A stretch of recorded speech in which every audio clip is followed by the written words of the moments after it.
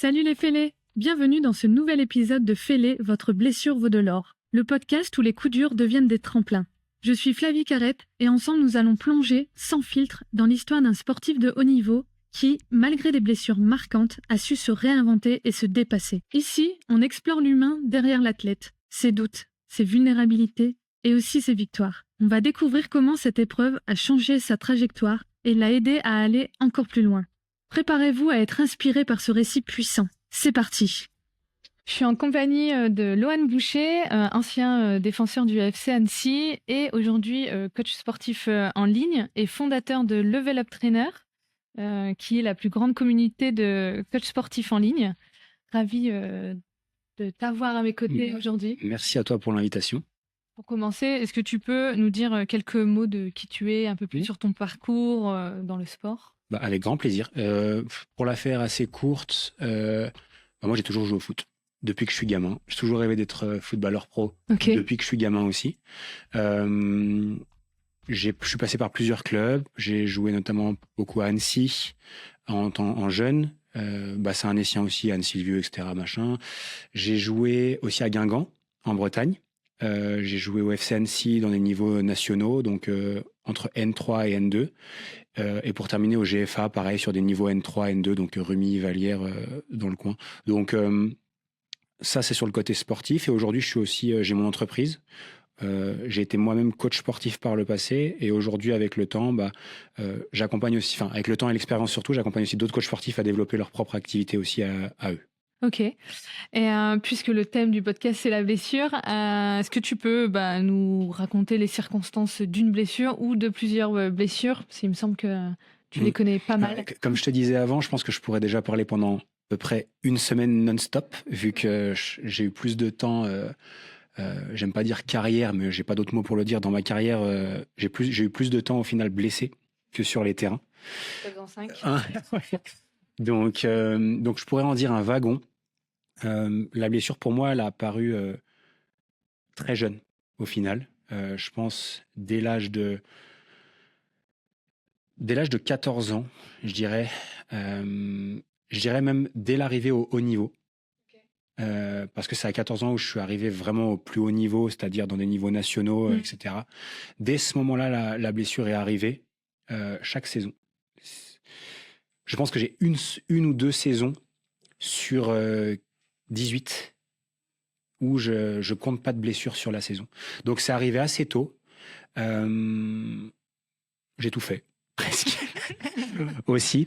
Donc l'histoire que je peux te raconter, c'est plus de manière globale déjà une accumulation. Ouais. C'est un rapport à la blessure qui était au final du quotidien, parce que comme je te dis, quand tu passes plus de temps en dehors des terrains, chez toi ou en soins, tu dois faire avec, tu dois imaginer, réimaginer des choses, te poser des questions, parfois pas les bonnes, et puis et ça recommence. Donc j'ai pas mal de recul là-dessus. J'ai fait mon petit bonhomme de chemin, et puis on pourra en parler si tu as des questions peut-être spécifiques sur certains trucs. De manière générale, sur tes blessures, si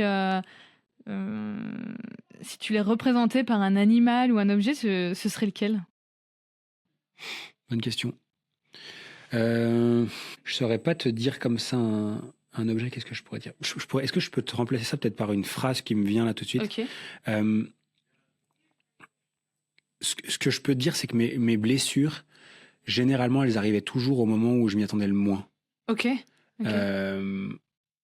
Pas forcément à un moment donné où j'étais plus fatigué qu'un autre, pas forcément à un moment donné où ça allait moins bien dans la vie perso à côté, etc. C'était souvent au contraire, c'est assez marrant, c'est des moments où tout était censé aller bien. Ah, intéressant. Voilà, c'était parce que c'était la saison où je jouais peut-être au plus haut niveau, où je me sentais hyper performant, où voilà, ce que je peux juste te dire, et j'ai pas trouvé d'animal c'est okay. Ça, mais c'est que avec le recul, c'est souvent arrivé dans des moments où je m'y attendais pas et où je pensais pas que ça pouvait arriver, du moins sur les grosses. Ok. T'as un exemple concret de... Ouais, j'en ai une.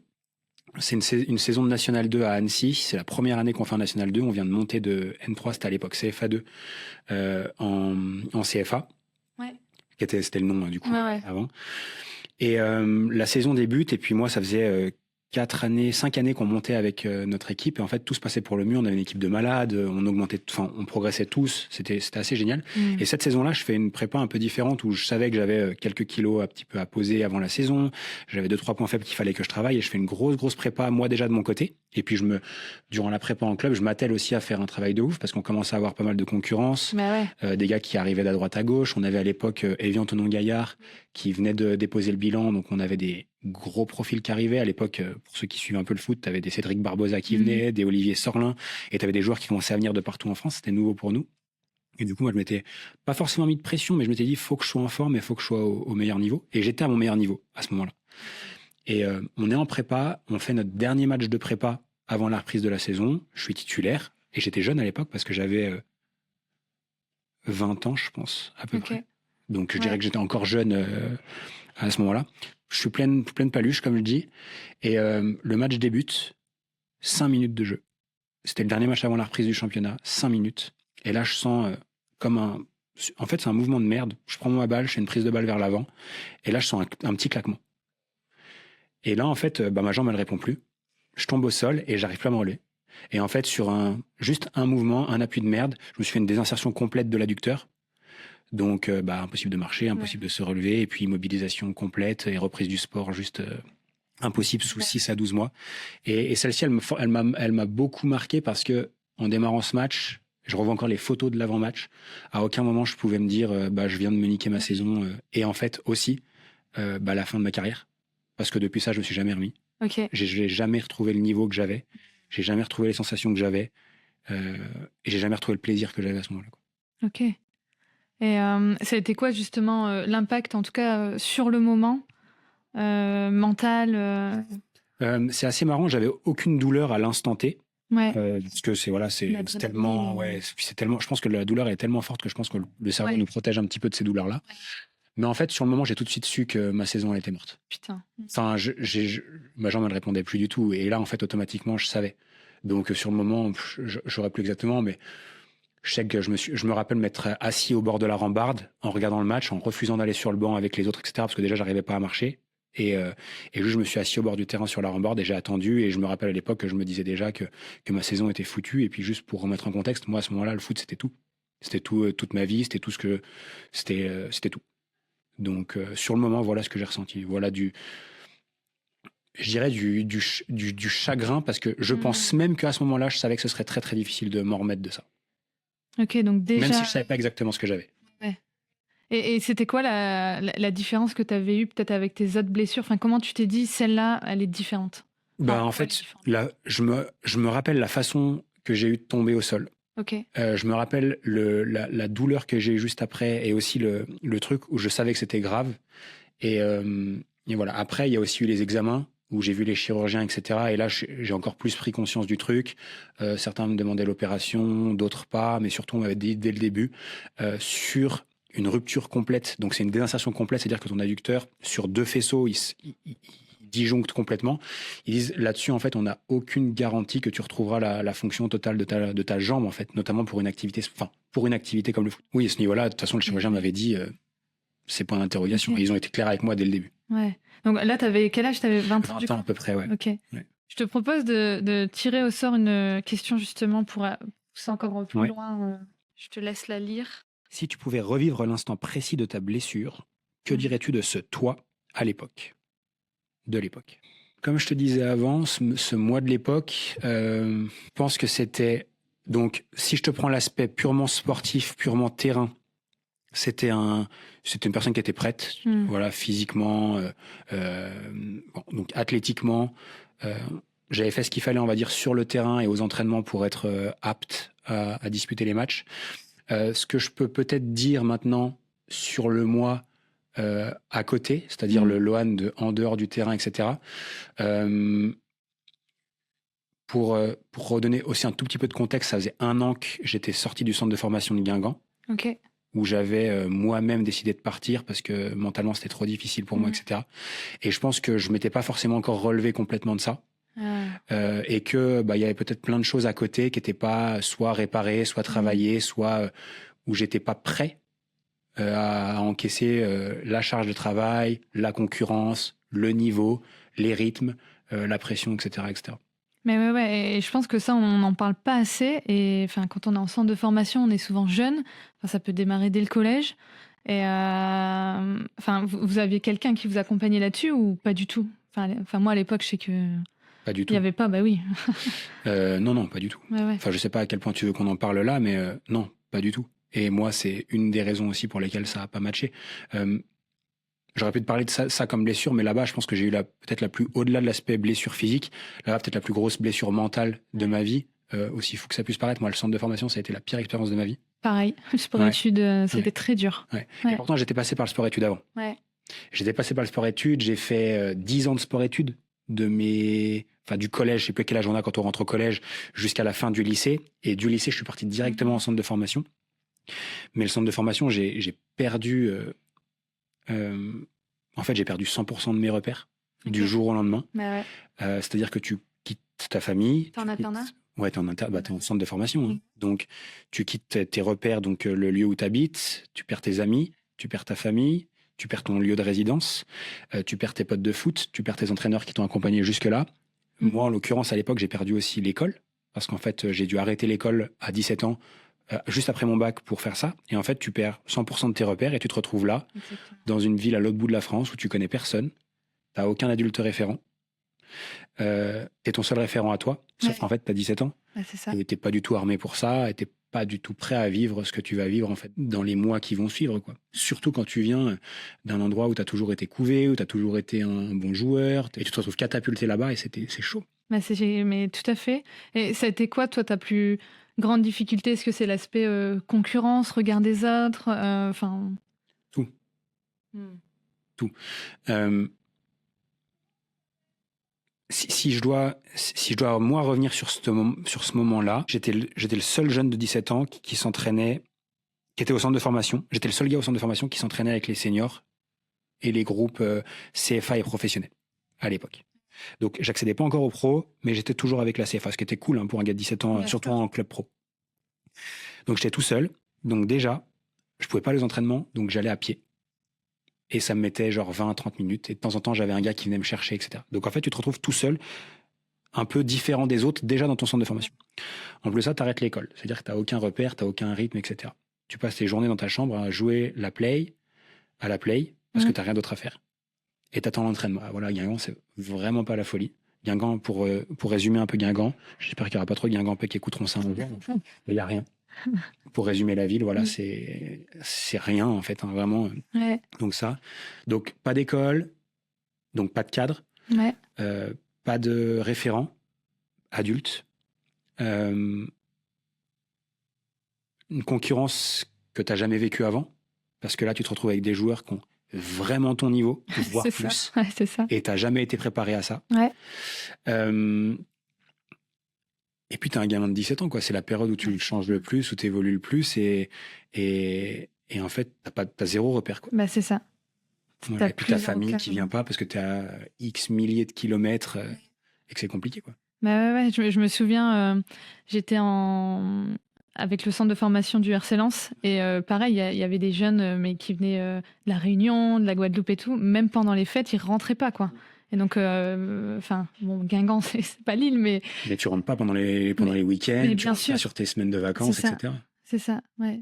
Et quand t'as 17 ans, même si t'es en rébellion contre tes parents, tu les aimes quand même et t'as besoin d'eux, quoi. Non, mais c'est clair. Et puis, pour revenir sur ce que tu disais tout à l'heure, et c'est cool d'en parler, parce que après, moi, je sais pas si... Je pense que ça a évolué aujourd'hui, mais c'est pas comme si c'était il y a 20 ans, hein. C'est il y a 10 ans, ce dont on parle, un peu plus. Mais c'est sûr qu'on est focalisé vraiment sur l'aspect sportif du jeune, du joueur, etc. Mais en fait, on oublie qu'avant tout, c'est des humains et que l'évolution ne va pas l'un sans l'autre. C'est-à-dire qu'on ne peut pas... Enfin, c'est très difficile de devenir un sportif très, très performant si, à côté, on ne se développe pas également mentalement, si on ne travaille pas... En fait, tout ce qui est à côté du terrain, qui est peut-être au final plus important que ce qu'il y a sur le terrain, quoi. Bah, c'est ça. Et moi, en fait, j'ai entendu la semaine passée, j'ai trouvé ça un peu dommage. Alors, c'est ma vision, mais d'un entraîneur de haut niveau qui disait on voit tout de suite ceux qui n'ont pas le mental et ceux qui vont réussir. En même temps, je pense que certains, oui, et surtout si tu es peut-être plus sensible, on a chacun notre manière de fonctionner.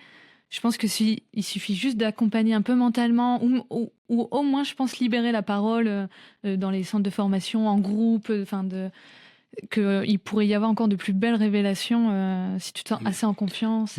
Surtout, mais ce que ce gars-là dit, en vrai, c'est pas faux, mais il parle juste d'un instant T.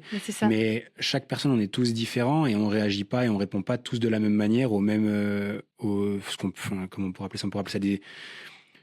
Moi, j'appelle ça des stimuli. Ça veut dire, en gros, il y a des joueurs, tu leur gueules dessus, ça va les faire réagir. Mais là, tu les gueules dessus, ça les détruit profondément. Il y en a, une discussion, ça va les faire chier, ça leur servira à rien. Alors que d'autres, discuter, c'est peut-être juste la seule chose qu'ils attendent et qu'ils ont juste besoin, en fait. Ouais. Et je pense pas qu'on peut dire mentalement, il y en a un qui est fort, pas fort. C'est juste peut-être qu'à l'instant T, il y en a un qui est plus préparé que l'autre. Mais je pense qu'il faut juste prendre en compte, dans le domaine du sport, que le terrain, c'est juste une partie. Et que on doit juste prendre le temps de développer tout le monde en dehors du terrain, parce que c'est ici où on a le plus de travail à faire. Et aussi comprendre qu'il n'y a pas tout le monde qui répond de la même manière à toutes les... Bon, je rappelle ça stimuli, mais c'est, voilà, un coach qui gueule, ça va parler qu'à une partie de son équipe. Exactement. Un coach qui discute, il va réussir aussi à parler à une autre 30% de son équipe. Ouais. Et un autre qui fait, par exemple, vivre des émotions, il arrivera à chercher peut-être une grosse partie de son groupe. Ouais, exactement. Justement, avec les entraîneurs, j'aime travailler ça, ce côté... compréhension des personnalités de chacun et comment finalement on met un peu de Google Traduction avec nos joueurs, parce que oui, ils fonctionnent pas tous de la même manière, ils n'entendent pas, ils ne voient pas tous la même chose, et c'est important, et je pense que cet aspect-là pour les entraîneurs il est vraiment à développer. Moi j'aurais rêvé, moi j'avais besoin de parler, par exemple. Ouais, pareil. Moi j'avais pas besoin qu'on me gueule dessus, parce que on sait quand on est bon, quand on n'est pas bon. On n'a pas besoin que quelqu'un nous gueule dessus pour nous le dire. Je veux dire, on a suffisamment de recul pour le savoir. Mais parfois, on a des frustrations, on a des choses qu'on comprend pas. Il y a peut-être parfois juste qu'on comprend pas ce que le coach demande. Et ça peut arriver. C'est pas qu'on est bête, c'est juste que parfois, on n'est pas câblé pas de la bonne manière, mais pas comme le coach, ou etc. Moi, j'aurais juste aimé parfois qu'on prenne le temps juste de comprendre si ça allait dans ma vie. Si je me sentais pas seul. Je te prends l'exemple de Guingamp. Est-ce que je me sentais pas seul? Est-ce que c'était pas dur tous les jours dans le noir à jouer à la play du matin au soir, etc., sans voir personne, tu vois? Mais oui. Et ça, je l'ai pas eu, ce soutien-là. Ouais. Et alors, il y a peut-être d'autres personnes, c'est pas forcément les coachs, etc., dans ce qu'on dit. Bien sûr. Mais il doit peut-être y avoir des personnes dans les structures qui doivent être garants de ça, parce que c'est trop important, parce qu'en fait, oui, certes, on va sortir des jeunes joueurs talentueux, mais on va aussi en détruire. Et moi, j'aurais pu être détruit à ce moment-là, clairement. Ah clairement. Et de même pour moi, ça a été un vrai sujet que je travaille encore. De toute façon, ces boulets-là, tu te les gardes. Bien sûr. Si c'est pas, si t'es pas conscient et si tu bosses pas dessus, consciemment ou inconsciemment, tu te les trimbales. Mais oui. Et en même temps, si j'en suis là aujourd'hui, finalement, c'est grâce à ça un peu cette rage que j'ai de vouloir qu'on s'occupe des sportifs, des blessures, parce qu'elles veulent dire quelque chose. Est-ce que toi, peut-être aussi, le fait que tu aies construit ta boîte, est-ce que ces blessures et tout ce que tu as vécu en tant que sportif, ça t'a... Je ne mets pas un lien direct sur la blessure physique à qui je suis devenu. De toute façon, je pense que peu importe qui on est tous issus de nos expériences, et c'est juste de comment on les transforme. Exactement. Et qu'est-ce qu'on en fait. Moi, je dirais plutôt que c'est toutes mes blessures mentales qui ont amené les blessures physiques de manière assez certaine. Celles-ci, elles m'ont beaucoup... elles m'ont permis d'avancer à ma manière. Et dans mon cas, je trouve qu'elles m'ont beaucoup aidé. Notamment, moi, une blessure mentale que j'ai eue très souvent, donc c'était la solitude du footballeur. Ça, je l'ai eu vraiment fort. Dans la même trempe, c'est quand j'ai arrêté le centre de formation par choix. C'est-à-dire que c'est moi qui ai pris mes affaires, qui suis allé voir le coach et qui lui ai dit « Écoute, j'arrête tout ». Quand je suis revenu ici, ça a été extrêmement dur. Parce qu'il y a tout le monde qui m'a tourné le dos en me disant « Mais en fait, t'as la chance que personne n'a. Et toi, tu décides d'arrêter comme ça. » Et c'est encore plus dur, limite, que de partir. Mais c'est ça. C'est l'incompréhension totale. Et là, tu te retrouves encore plus seul. Seul et incompris, là. Seul, incompris, et tout le monde te prend pour la grosse merde du truc, tu vois. Exactement. C'est pas ce que tu as besoin à ce moment-là, en tout cas. Non. Et après, du coup, bien sûr, perdu toute confiance en moi, perdu toute confiance en mes qualités de footballeur, limite d'humain, au final. Hein. T'es moins bon, t'es moins performant. tu te retrouves aussi à moins jouer, même dans des niveaux qui sont inférieurs. Et là, je commençais à cultiver un peu de haine, tu vois, contre les coachs qui me faisaient pas jouer, etc. Et en fait, je m'en prenais pas aux bonnes personnes. Et ça, avec le recul, je dirais qu'avec le temps, j'ai pu travailler là-dessus. J'ai aussi compris que les coachs qui me faisaient pas jouer, ils m'en voulaient pas à moi. C'est juste qu'à l'instant T, j'étais pas le joueur dont ils avaient besoin et qui est forcément meilleur que moi. Et ça m'a beaucoup aidé parce que déjà, je me suis rendu compte que dans la vie, il y a personne qui va venir en tout cas, dans la vie que moi j'ai connue, il y a personne qui qui est venu me chercher quand j'étais au plus bas, en gros. C'était ces moments-là, en l'occurrence. Donc, en gros, si tu trouves pas des solutions tout seul, bah, c'est compliqué. Ouais. Voilà. Et ce serait fou d'attendre que quelqu'un arrive pour faire quelque chose, tu vois. Donc, ça m'a beaucoup aidé. Le deuxième truc, c'était aussi de dire que bah, tous ces coachs qui m'ont pas choisi, etc., ils avaient le droit. Mais moi, ce que j'ai toujours voulu, c'est plus dépendre du choix de quelqu'un. C'est-à-dire, je voulais pas que ma vie, elle soit dépendante d'un coach au foot qui décide de me faire jouer ou pas. Parce qu'à l'époque, quand t'es footballeur, c'est ça, hein, ton coach, il te fait jouer, t'es la superstar. Tu joues pas, t'es la merde. Ouais. Et ça, je voulais plus. Donc, moi, dans ma vie, c'était de dire bah, comment je fais pour être plus dépendant de personne, mais être juste dépendant de moi. Et ça a été de créer mon entreprise. Et quand j'ai cumulé les deux en disant bah, je veux plus être dépendant, et surtout, si je veux pas être seul, etc., bah, faut que je me sorte les doigts du cul, il faut que je me bouge, quoi. Ouais. Et c'est à ce moment-là où tu as commencé finalement à trouver ton équilibre sportif. Ouais, je vais pas te mentir, depuis cette blessure, je me suis jamais ressenti bien dans le sport. Ouais. À part une saison isolée où là, j'étais vraiment bien mentalement et physiquement en N3 à l'époque, à GFA justement. Là, j'avais retrouvé plein de possession de mes moyens, mais je me suis jamais retrouvé épanoui dans le sport, sportivement. Ouais. J'ai eu des belles aventures humaines, etc. Mais sportivement, je me suis jamais réépanoui. Mon équilibre, il est le jour où je me suis dit, je veux plus dépendre du foot dans ma vie. Parce qu'on avait quand même une rémunération qui était suffisante pour en vivre. Et moi, en fait, j'ai vite compris qu'on survivait juste du foot et qu'on n'en vivait pas vraiment dans les niveaux qu'on avait. Et moi, mon épanouissement, il a commencé le jour où je me suis dit, je veux m'émanciper financièrement du foot parce que je veux plus dépendre des gens et je veux plus dépendre de mes coachs et je veux créer ma propre boîte à moi. À l'époque, c'était via le coaching sportif et ça a aussi évolué après avec la formation. Ouais, ok. Et t'as une idée de quoi tu aurais eu besoin pour retrouver peut-être cet épanouissement sportif, ou peut-être que finalement c'était plus ton chemin et qu'il y avait d'autres choses à découvrir? De toute évidence, c'est sûr que j'aurais eu besoin d'avoir quelqu'un à qui parler. Ouais. De 100% sûr. Peut-être que je les ai eus, mais alors je les ai pas vus ou voilà. Peut-être que c'est ma faute, mais je pense qu'à l'époque, j'aurais aimé être sensibilisé sur le fait que il y a pas que le terrain, il faut prendre soin de soi aussi à côté et de tout ce qu'on a dans notre tronche, parce qu'en fait, ce qu'on a dans notre tronche, c'est vraiment, tout ce qu'on a dans notre tronche découle sur nos performances et nos résultats derrière. Donc, honnêtement, j'aurais eu besoin d'avoir quelqu'un à qui parler et d'avoir quelqu'un qui soit à l'écoute. Ouais.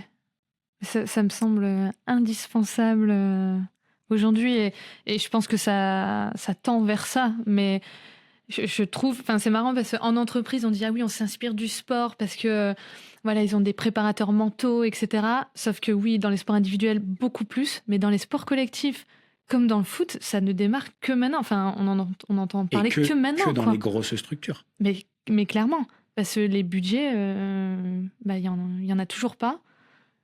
Et c'est toujours bien moindre que pour le côté physique, kiné, etc. quoi. Il y a, en tout cas, moi, sur des niveaux même, dans certains clubs très bien structurés, on commence à en parler, on commence à avoir ce type de personnes-là, mais c'est pas suffisant parce que ça va être pour une équipe première. Ouais. Et puis t'as une personne pour 15 personnes. Une personne pour plus, pour des groupes de 30 bonhommes. Ouais. Donc, on oublie qu'il y a des équipes réserves. On oublie qu'il y a des jeunes qui sont aussi là et qui aspirent à peut-être monter, mais qui peut-être sont bloqués à un moment donné. Les féminines. Non, mais aussi, mais quand je parle d'équipe première, c'est dans les cadres féminins aussi, dans les structures féminines. Donc, je pense que c'est pas suffisant. On y viendra parce que des gens, en fait, avant, on n'en avait absolument rien à foutre du mental. C'est-à-dire que nous, on n'en a jamais parlé. Jusqu'à il y a quelques années en arrière, c'était vraiment pas un sujet. Là, c'est clair. Mais de toute façon, de plus en plus, on se rend compte que c'est important. Et ça va arriver, je pense, par les plus grands joueurs qui se font, eux, accompagner. C'est ça. Tous les plus grands joueurs de l'équipe de France, etc., ils ont tous des prépas mentaux. Ils ont tous des personnes qui prennent individuellement pour le faire. En Ligue 1, tu as de plus en plus de joueurs qui sont avertis et qui prennent des gens aussi pour se faire aider, se faire accompagner. Donc c'est grâce à eux que ça va arriver, mais ça va prendre du temps. Mais je pense que c'est nécessaire. Et aussi, il ne faut pas oublier que tous ces joueurs, ça reste avant tout des humains. Et que moi, j'ai vu beaucoup plus personnes être détruites par le foot que être portées par le foot sur toutes ces années. Donc juste pas oublier que ça reste des humains et que même ces personnes-là réussiront peut-être pas à devenir des joueurs du top 10 France ou équipe de France. On prépare des gens à l'avenir, on prépare des gens à être des citoyens dans notre société, Bien tout sûr, simplement. Et exactement. ça, c'est une grosse responsabilité quand même. Mais oui, tu as tout à fait raison de le mentionner. Et, c'est vrai que quand tu démarres sportif de haut niveau très jeune, finalement, ton identité, tu as l'impression que c'est que ça. Mais c'est ça. Mais à ce moment-là, c'est ça. Comme tu dis, tu as l'impression, mais c'est ça. Tu n'es qu'un footballeur, tu n'es que cette personne-là. Et donc, tu te blesses, tu deviens qui tu t'es viré ou tu joues plus, t'es qui. Enfin, il y a tout ce travail-là d'identité à faire avec les joueurs, quoi. Et plus t'es toi, plus t'as trouvé ta personnalité, ton mode de fonctionnement, mais plus tu brilles, pour moi. Par rapport justement à tes blessures, à quoi tu as dû renoncer de plus difficile et qu'as-tu gagné en retour? Je dirais que ce à quoi j'ai renoncé, c'est de m'épanouir au plus haut niveau que je pouvais jouer. Je sais pas ce que ça aurait pu être, mais assez vite je me suis dit là, je sentais que ça ferait pas quoi. Quand tu as une jambe qui suit pas, que tu as toujours mal de l'autre côté parce que tu compenses à bloc, tout de suite j'ai su que je pourrais pas jouer au niveau, jouer au plus haut niveau que j'aurais pu. Donc très vite ça a été, je me suis fait une raison là-dessus et ça a plus été un problème. Ouais, je dirais exclusivement ça. Ok. Voilà, mes rêves de haut niveau quand j'étais plus jeune, de très haut niveau quand j'étais plus jeune. Ouais, ok. Et du coup, qu'est-ce que tu as gagné quand même en retour? Tout ce que tu... Je me suis toujours dit le challenge. En fait,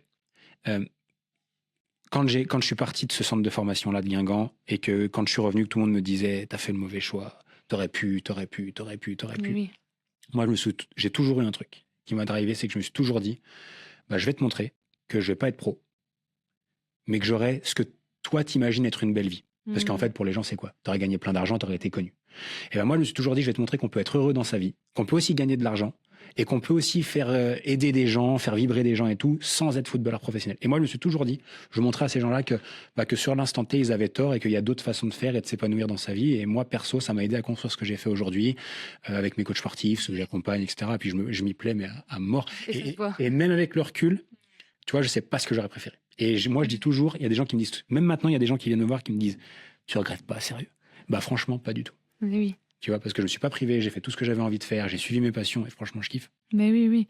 Et en fait, c'est ce qui est difficile aussi, c'est que les personnes bienveillantes, nos familles, nos amis, essayent de nous conseiller ou de nous faire revenir à la raison. Mais en fait, c'est sous leur prisme, quoi. C'est avec leurs critères, leur vision. Et en fait, elles t'écoutent pas, quoi. Ouais.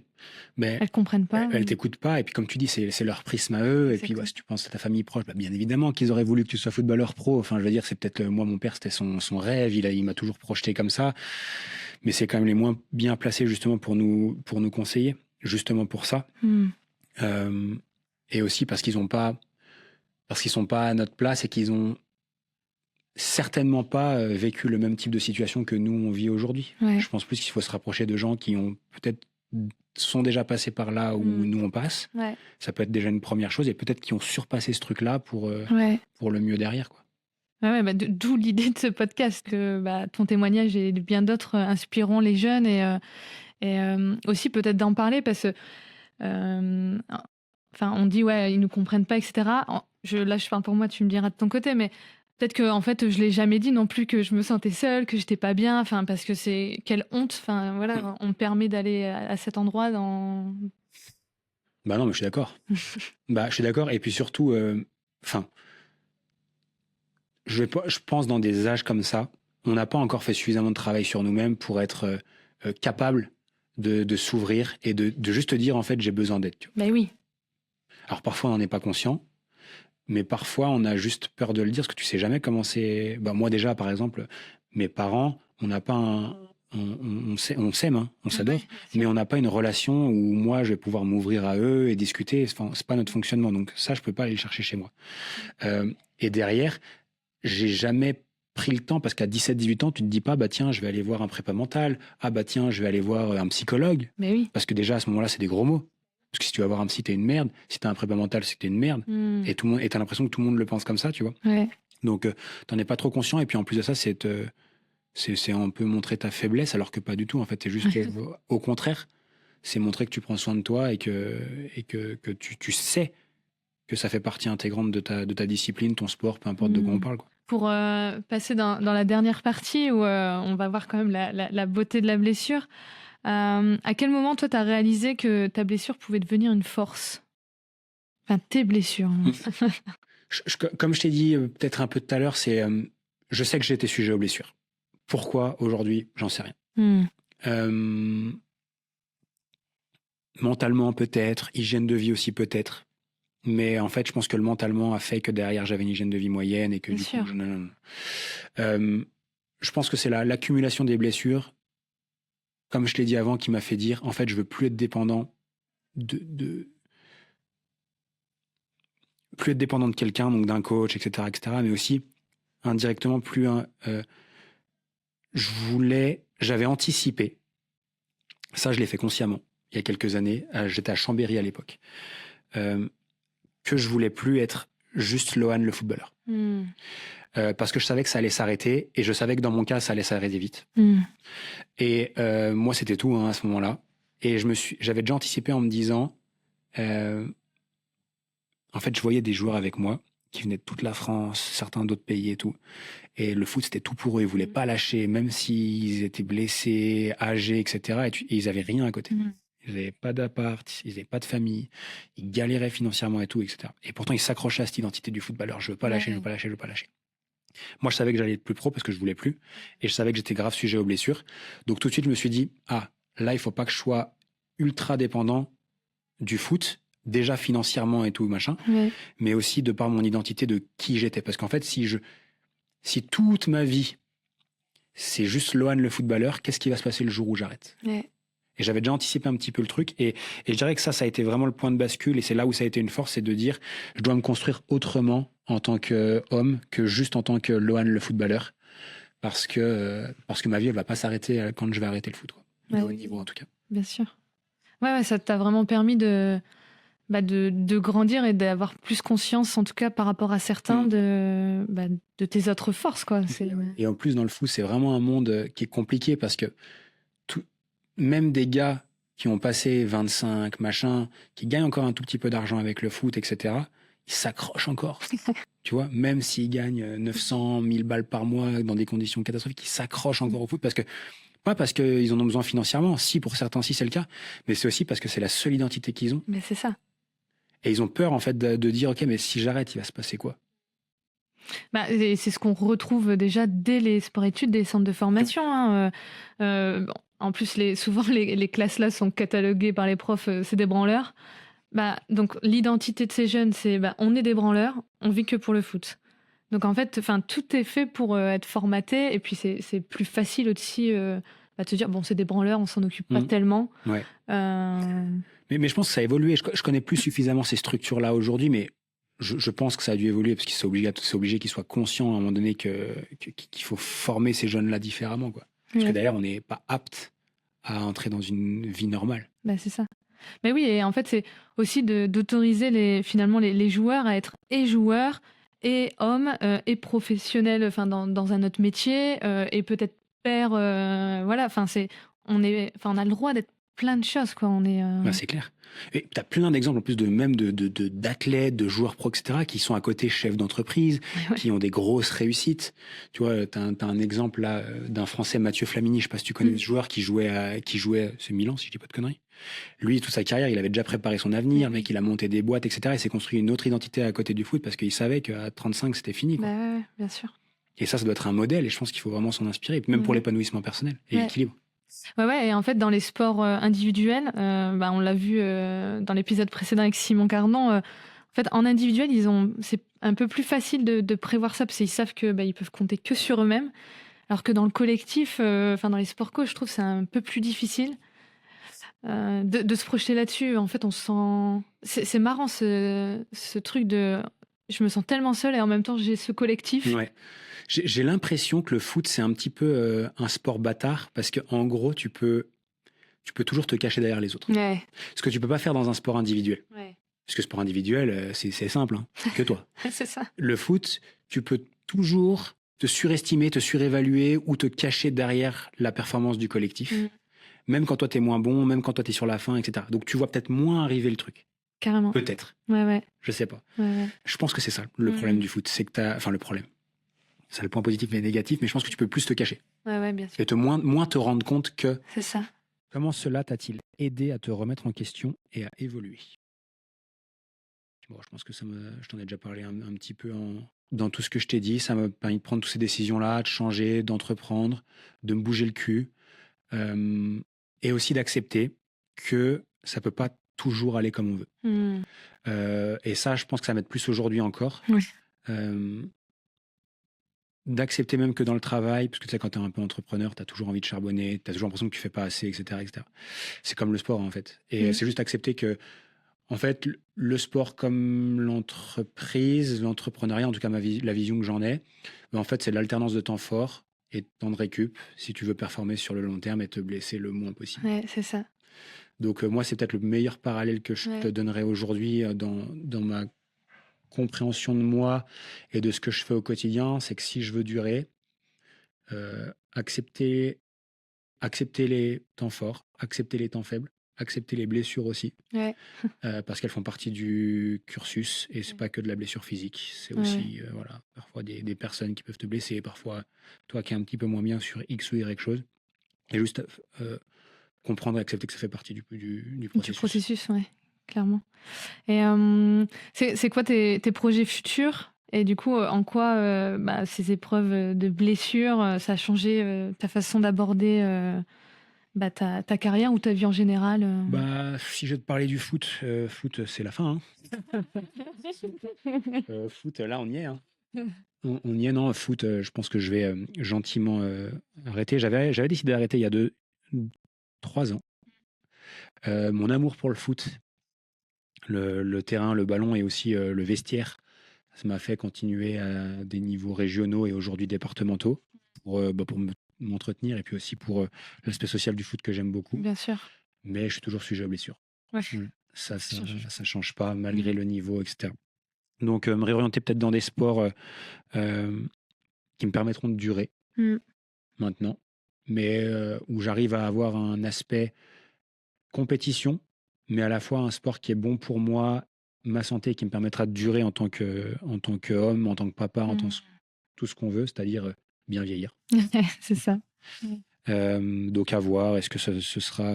je m'oriente vers l'Aerox pour l'instant. C'est la nouvelle tendance. Ouais. Pour moi, c'est un bon compromis, c'est endurance, travailler sur le long terme sur l'aspect cardiovasculaire, renforcement musculaire pour travailler sa musculature et vieillir aussi en bonne santé et en bonne forme physique pour voilà. Et puis sur l'aspect entrepreneuriat et tout, continuer à faire ce que je fais et d'avoir la liberté de pouvoir le faire. Parce que je suis en bonne santé, parce que tout va bien et parce que je suis au top pour le faire. Enfin, quel message du coup t'aimerais transmettre aux auditeurs, qu'ils soient sportifs ou non, et qui traversent même des épreuves difficiles? Je le formule en me disant qu'est-ce que moi j'aurais voulu me dire à moi il y a quelques années en arrière quand c'était compliqué pour moi. Moi, ce que je dirais, c'est le conseil que je me donnerais, mais que je donne aussi aux gens si on me posait la question, ce serait de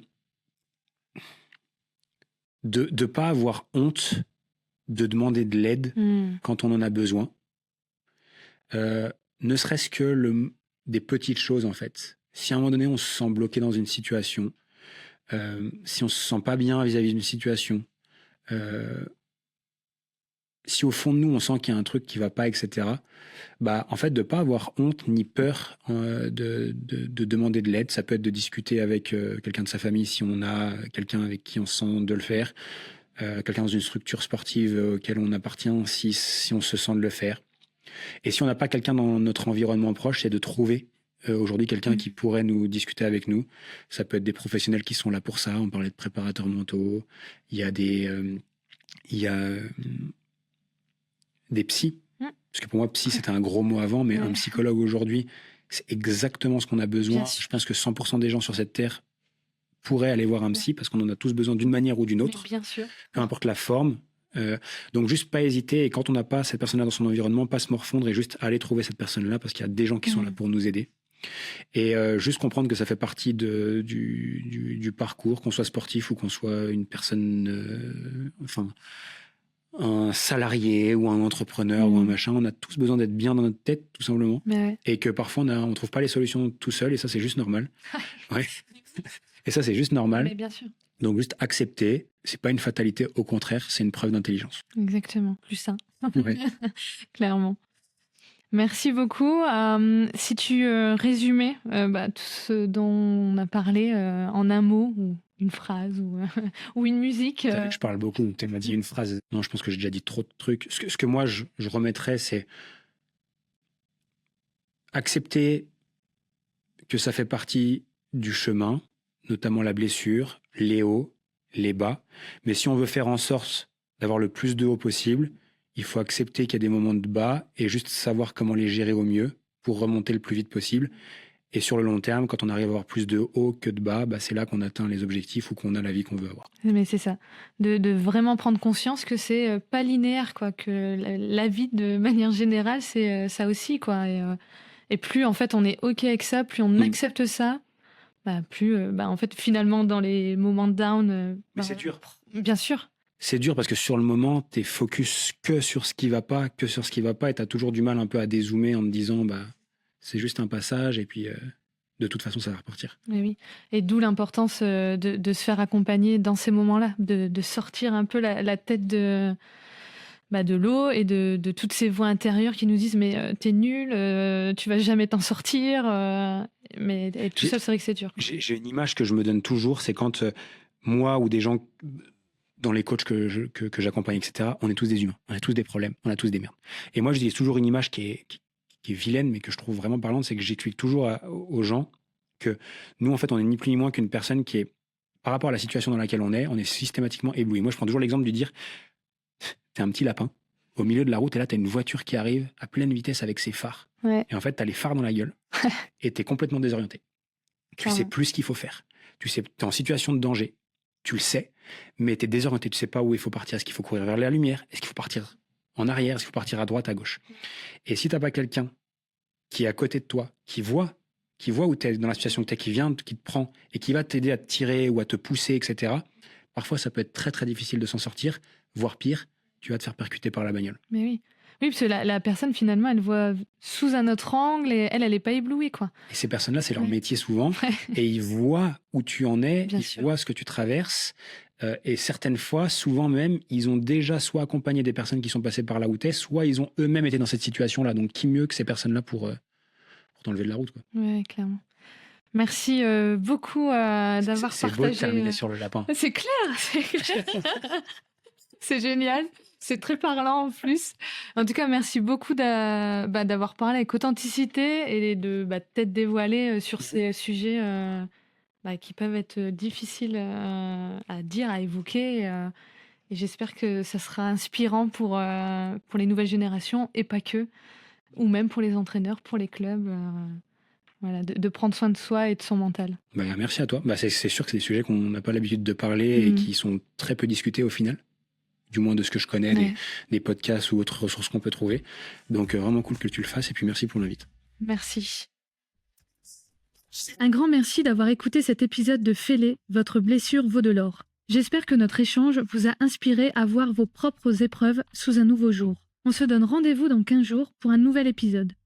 Pour ne rien manquer de sa sortie, n'oubliez pas de vous abonner au podcast sur votre plateforme d'écoute préférée et de me suivre sur les réseaux sociaux sensation.coaching.